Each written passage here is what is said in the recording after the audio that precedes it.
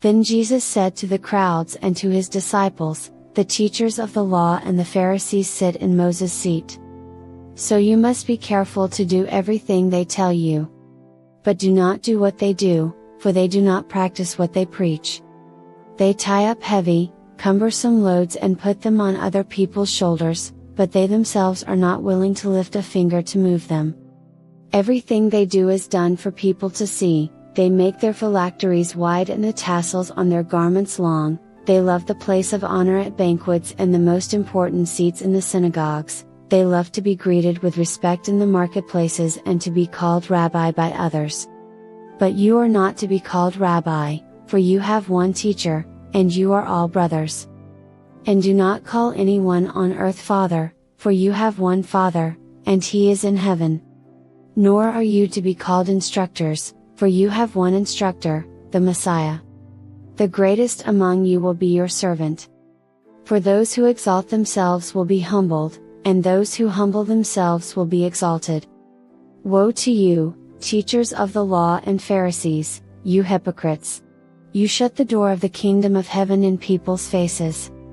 You yourselves do not enter, nor will you let those enter who are trying to. Woe to you, teachers of the law and Pharisees, you hypocrites! You travel over land and sea to win a single convert, and when you have succeeded, you make them twice as much a child of hell as you are. Woe to you, blind guides! You say, if anyone swears by the temple, it means nothing, but anyone who swears by the gold of the temple is bound by that oath. You blind fools! Which is greater, the gold, or the temple that makes the gold sacred? You also say, if anyone swears by the altar, it means nothing, but anyone who swears by the gift on the altar is bound by that oath. You blind men! Which is greater, the gift, or the altar that makes the gift sacred? Therefore, anyone who swears by the altar swears by it and by everything on it.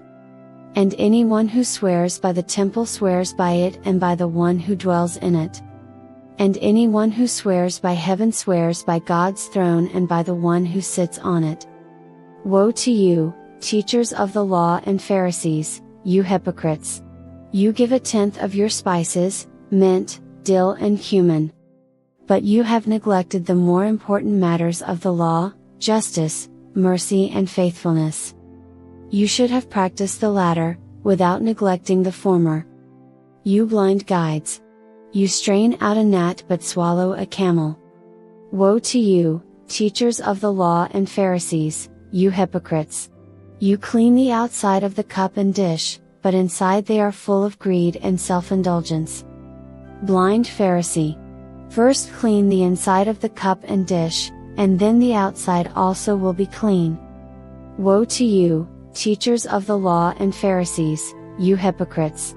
You are like whitewashed tombs, which look beautiful on the outside but on the inside are full of the bones of the dead and everything unclean. In the same way, on the outside you appear to people as righteous but on the inside you are full of hypocrisy and wickedness. Woe to you, teachers of the law and Pharisees, you hypocrites! You build tombs for the prophets and decorate the graves of the righteous. And you say, if we had lived in the days of our ancestors, we would not have taken part with them in shedding the blood of the prophets. So you testify against yourselves that you are the descendants of those who murdered the prophets. Go ahead, then, and complete what your ancestors started. You snakes! You brood of vipers! How will you escape being condemned to hell? Therefore I am sending you prophets and sages and teachers. Some of them you will kill and crucify, others you will flog in your synagogues and pursue from town to town. And so upon you will come all the righteous blood that has been shed on earth, from the blood of righteous Abel to the blood of Zechariah son of Berechiah, whom you murdered between the temple and the altar. Truly I tell you, all this will come on this generation. Jerusalem, Jerusalem, you who kill the prophets and stone those sent to you, how often I have longed to gather your children together, as a hen gathers her chicks under her wings, and you were not willing. Look, your house is left to you desolate. For I tell you, you will not see me again until you say, 'Blessed is he who comes in the name of the Lord.'" Jesus left the temple and was walking away when his disciples came up to him to call his attention to its buildings. "Do you see all these things?" he asked.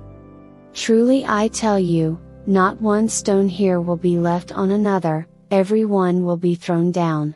As Jesus was sitting on the Mount of Olives, the disciples came to him privately. "Tell us," they said, "when will this happen, and what will be the sign of your coming and of the end of the age?" Jesus answered, "Watch out that no one deceives you. For many will come in my name, claiming, 'I am the Messiah,' and will deceive many.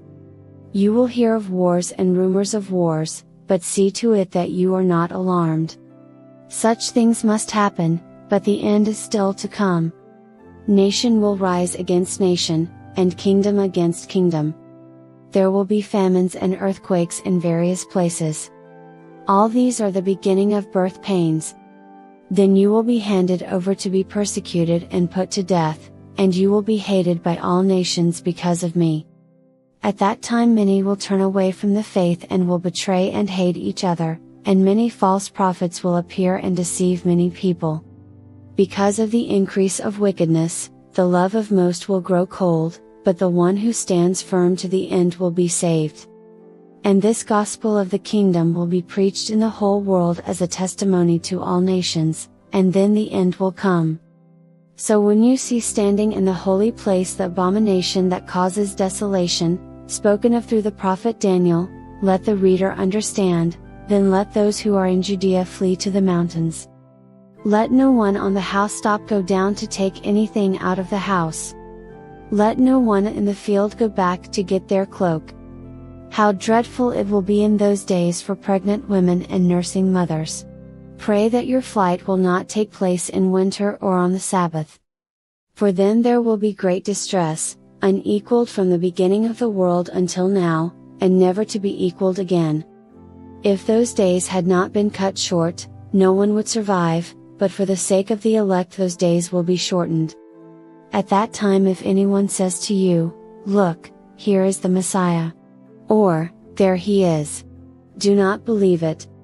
For false messiahs and false prophets will appear and perform great signs and wonders to deceive, if possible, even the elect. See, I have told you ahead of time. So if anyone tells you, "There he is, out in the wilderness," do not go out, or, "Here he is, in the inner rooms," do not believe it. For as lightning that comes from the east is visible even in the west, so will be the coming of the Son of Man.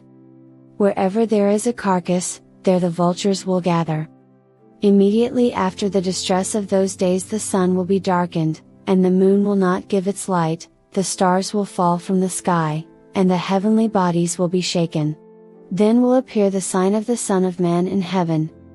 And then all the peoples of the earth will mourn when they see the Son of Man coming on the clouds of heaven, with power and great glory. And he will send his angels with a loud trumpet call, and they will gather his elect from the four winds, from one end of the heavens to the other. Now learn this lesson from the fig tree: as soon as its twigs get tender and its leaves come out, you know that summer is near. Even so, when you see all these things, you know that it is near, right at the door. Truly I tell you, this generation will certainly not pass away until all these things have happened. Heaven and earth will pass away, but my words will never pass away.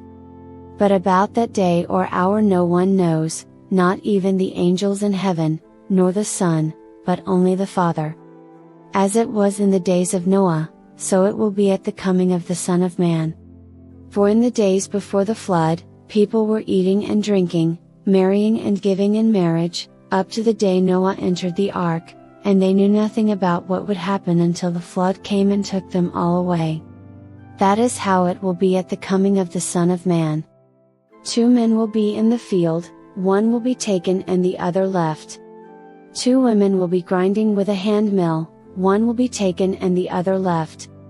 Therefore keep watch, because you do not know on what day your Lord will come. But understand this, If the owner of the house had known at what time of night the thief was coming, he would have kept watch and would not have let his house be broken into.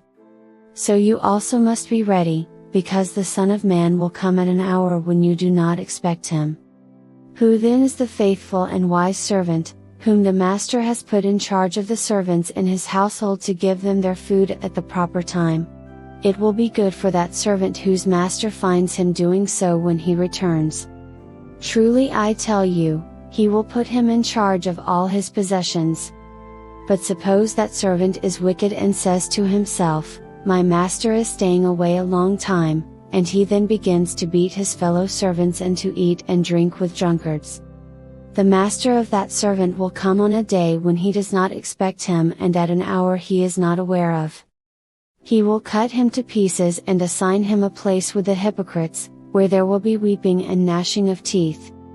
At that time the kingdom of heaven will be like 10 virgins who took their lamps and went out to meet the bridegroom. 5 of them were foolish and 5 were wise. The foolish ones took their lamps but did not take any oil with them. The wise ones, however, took oil in jars along with their lamps. The bridegroom was a long time in coming, and they all became drowsy and fell asleep. At midnight the cry rang out, "Here's the bridegroom! Come out to meet him!" Then all the virgins woke up and trimmed their lamps. The foolish ones said to the wise, "Give us some of your oil, our lamps are going out." "No," they replied, "there may not be enough for both us and you. Instead, go to those who sell oil and buy some for yourselves." But while they were on their way to buy the oil, the bridegroom arrived. The virgins who were ready went in with him to the wedding banquet. And the door was shut. Later the others also came. "Lord, Lord," they said, "open the door for us." But he replied, "Truly I tell you, I don't know you. Therefore keep watch, because you do not know the day or the hour." Again, it will be like a man going on a journey, who called his servants and entrusted his wealth to them. To one he gave 5 bags of gold, to another 2 bags, and to another 1 bag, each according to his ability. Then he went on his journey. The man who had received 5 bags of gold went at once and put his money to work and gained 5 bags more. So also, the one with 2 bags of gold gained 2 more. But the man who had received 1 bag went off, dug a hole in the ground and hid his master's money. After a long time the master of those servants returned and settled accounts with them. The man who had received 5 bags of gold brought the other 5.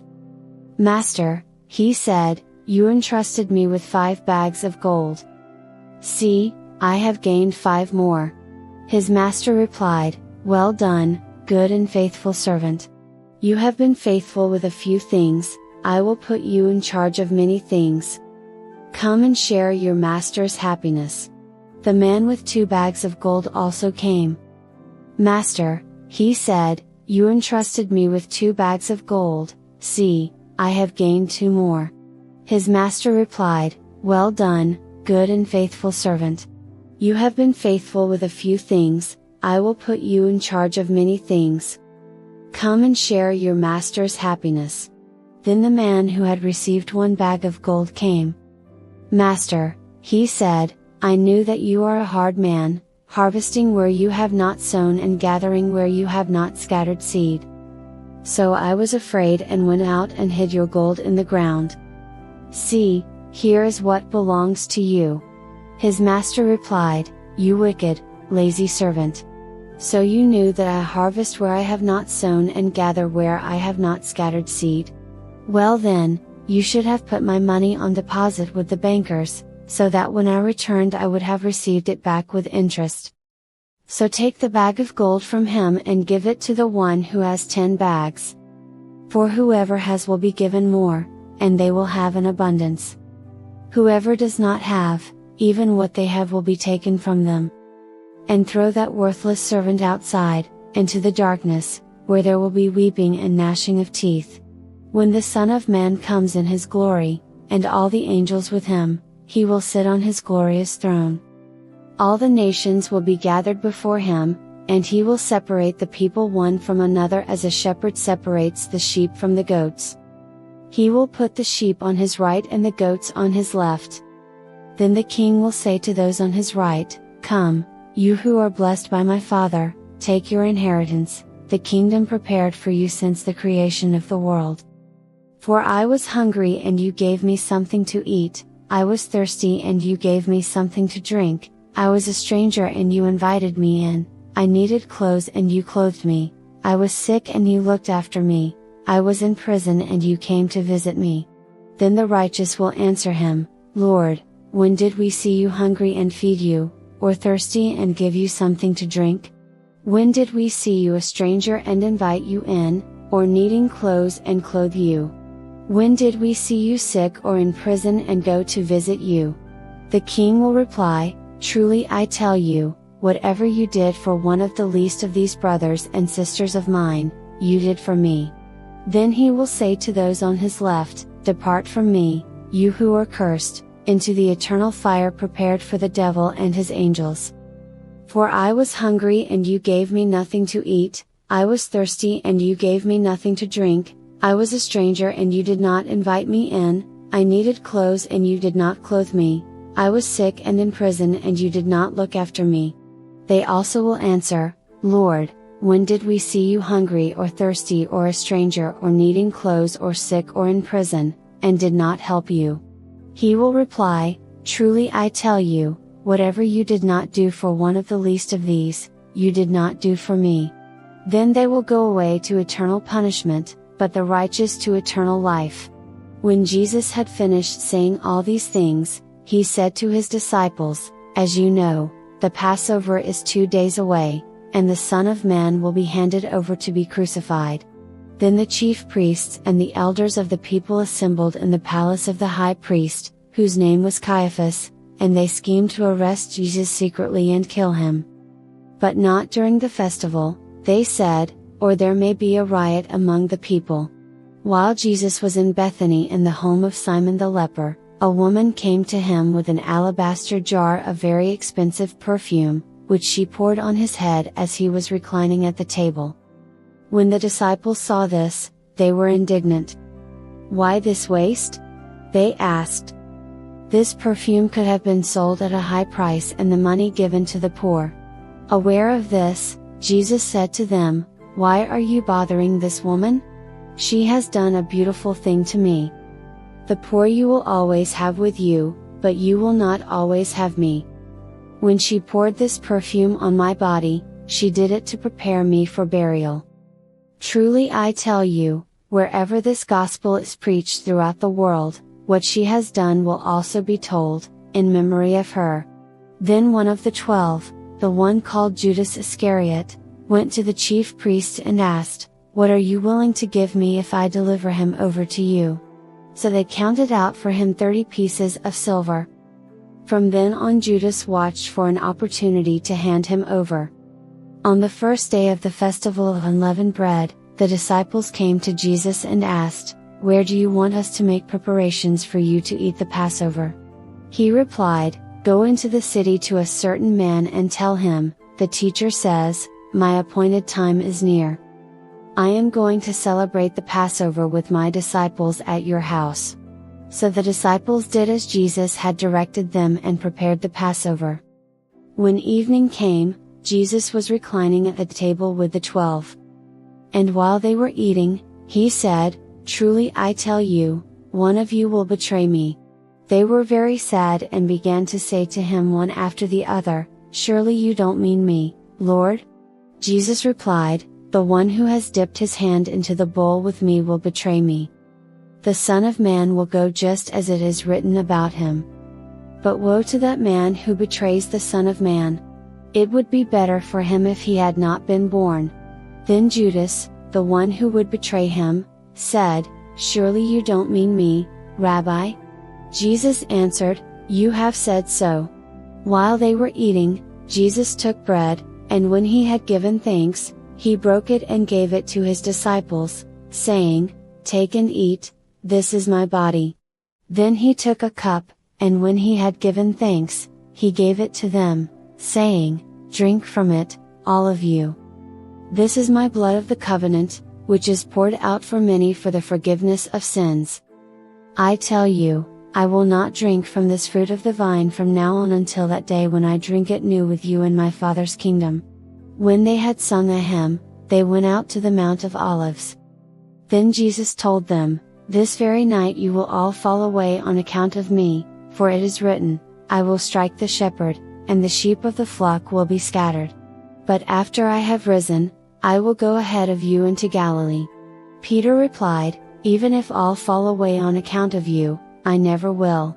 "Truly I tell you," Jesus answered, "this very night, before the rooster crows, you will disown me 3 times. But Peter declared, "Even if I have to die with you, I will never disown you." And all the other disciples said the same. Then Jesus went with his disciples to a place called Gethsemane, and he said to them, "Sit here while I go over there and pray." He took Peter and the 2 sons of Zebedee along with him, and he began to be sorrowful and troubled. Then he said to them, "My soul is overwhelmed with sorrow to the point of death. Stay here and keep watch with me." Going a little farther, he fell with his face to the ground and prayed, "My Father, if it is possible, may this cup be taken from me. Yet not as I will, but as you will." Then he returned to his disciples and found them sleeping. "Couldn't you men keep watch with me for 1 hour?" he asked Peter. "Watch and pray so that you will not fall into temptation. The spirit is willing, but the flesh is weak." He went away a second time and prayed, "My Father, if it is not possible for this cup to be taken away unless I drink it, may your will be done." When he came back, he again found them sleeping, because their eyes were heavy. So he left them and went away once more and prayed the 3rd time, saying the same thing. Then he returned to the disciples and said to them, "Are you still sleeping and resting? Look, the hour has come, and the Son of Man is delivered into the hands of sinners. Rise! Let us go. Here comes my betrayer." While he was still speaking, Judas, one of the 12, arrived. With him was a large crowd armed with swords and clubs, sent from the chief priests and the elders of the people. Now the betrayer had arranged a signal with them, "The one I kiss is the man, arrest him." Going at once to Jesus, Judas said, "Greetings, Rabbi," and kissed him. Jesus replied, "Do what you came for, friend." Then the men stepped forward, seized Jesus and arrested him. With that, one of Jesus' companions reached for his sword, drew it out and struck the servant of the high priest, cutting off his ear. "Put your sword back in its place," Jesus said to him, "for all who draw the sword will die by the sword. Do you think I cannot call on my Father, and he will at once put at my disposal more than 12 legions of angels? But how then would the scriptures be fulfilled that say it must happen in this way?" In that hour Jesus said to the crowd, "Am I leading a rebellion, that you have come out with swords and clubs to capture me? Every day I sat in the temple courts teaching, and you did not arrest me. But this has all taken place that the writings of the prophets might be fulfilled." Then all the disciples deserted him and fled. Those who had arrested Jesus took him to Caiaphas the high priest, where the teachers of the law and the elders had assembled. But Peter followed him at a distance, right up to the courtyard of the high priest. He entered and sat down with the guards to see the outcome. The chief priests and the whole Sanhedrin were looking for false evidence against Jesus so that they could put him to death. But they did not find any, though many false witnesses came forward. Finally 2 came forward and declared, "This fellow said, I am able to destroy the temple of God and rebuild it in 3 days." Then the high priest stood up and said to Jesus, "Are you not going to answer? What is this testimony that these men are bringing against you?" But Jesus remained silent. The high priest said to him, "I charge you under oath by the living God, tell us if you are the Messiah, the Son of God." "You have said so," Jesus replied. "But I say to all of you, From now on you will see the Son of Man sitting at the right hand of the Mighty One and coming on the clouds of heaven." Then the high priest tore his clothes and said, "He has spoken blasphemy. Why do we need any more witnesses? Look, now you have heard the blasphemy. What do you think?" "He is worthy of death," they answered. Then they spit in his face and struck him with their fists. Others slapped him and said, "Prophesy to us, Messiah. Who hit you?" Now Peter was sitting out in the courtyard, and a servant girl came to him. "You also were with Jesus of Galilee," she said. But he denied it before them all. "I don't know what you're talking about," he said. Then he went out to the gateway, where another servant girl saw him and said to the people there, "This fellow was with Jesus of Nazareth." He denied it again, with an oath, "I don't know the man." After a little while, those standing there went up to Peter and said, "Surely you are one of them, your accent gives you away." Then he began to call down curses, and he swore to them, "I don't know the man." Immediately a rooster crowed. Then Peter remembered the word Jesus had spoken, "Before the rooster crows, you will disown me 3 times." And he went outside and wept bitterly. Thank you for watching. Please subscribe, like, and share.